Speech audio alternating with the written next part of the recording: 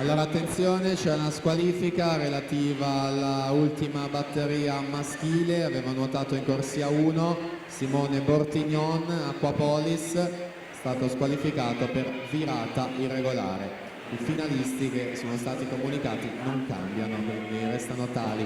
Batteria numero 2 in corso delle junior al femminile, presentiamo la prossima, ovvero la terza, nonché prima delle 3 teste di serie. Quindi Maddalena Rossi sarà alla 1, alla 2 Camilla Cuzzuol, alla 3 Federica Quadrelli, 4 Serena De Masi, 5 Francesca Tartaglia, 6 Federica Groppo, 7 Matilde Del Greco, alla 8 Valeria Mantellato.